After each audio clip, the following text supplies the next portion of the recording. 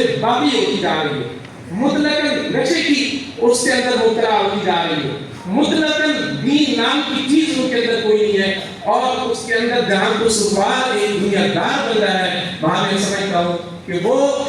خطیب بھی ہے، وہ مدرس بھی ہے، وہ ملتمم بھی ہے، کہ جو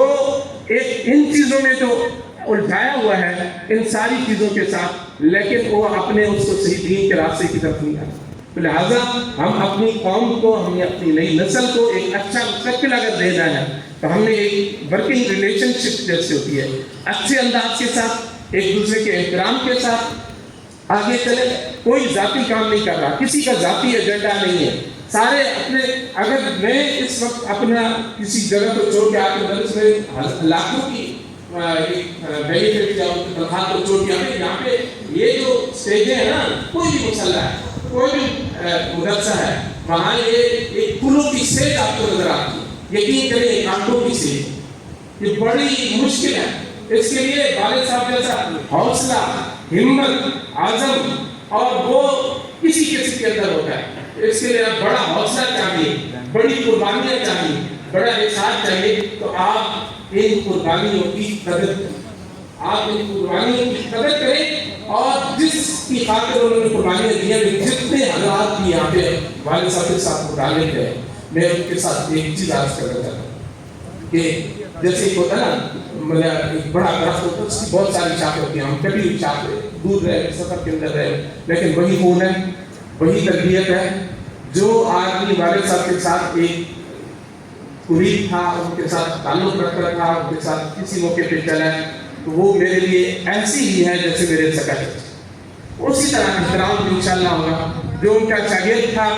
ہماری عمر کا ہے، وہ ہمارے لیے جس طرح ہمارے بھائی ہیں، یہ اسی طرح وہ ہمارا بھائی ہے۔ وہی احترام، وہی عزت، اور اسی عزت کے ساتھ، ایک کھلے دل کے ساتھ، ایک اوپن مائنڈ کے ساتھ، ایک دینی سوچ کے ساتھ، ایک دینی بلبی کی نیت کے ساتھ، اقامت دین کے ساتھ، ایک وسیع مقصد کی خاطر اگر مجھ سے کسی کو اختلاف ہے وہ میرے پاس ہے،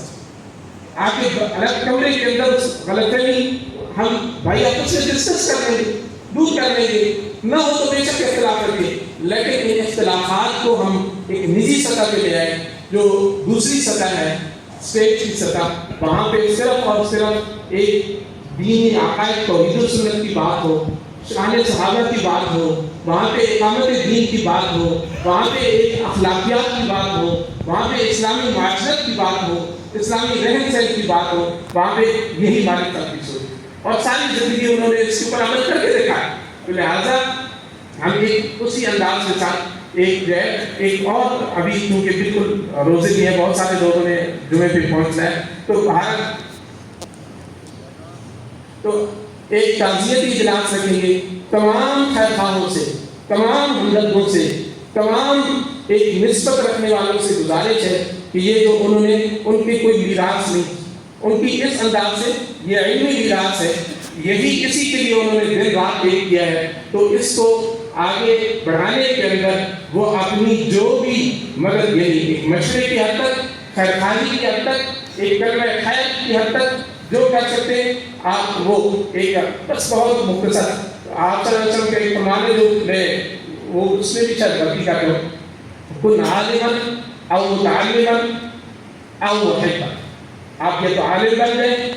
یا سیکھنے والے بن گئے، یا کم از کم اس طبقے کے ساتھ آپ محبت کرنے والے، یعنی آپ ایسا نہ کریں کہ آپ عالم بھی نہیں ہیں، آپ سیکھ بھی نہیں رہے، استفادہ بھی نہیں کر رہے، آپ ایک رکاوٹ کا سبب۔ آپ اللہ کے ہاں اپنا جواب، والد صاحب ایک جملہ فرمایا کرتے تھے کہ اللہ کے ہاں اپنا جواب سوچ لیں، اگر ان کا کوئی ذاتی تھا تو لہذا جو ہر ایک کے ساتھ انہوں نے محبت کے ساتھ ایک رشتہ تھا تو اس کا احترام کرتے ہوئے لہذا گزارش ہے سبھی درست فرما لیں۔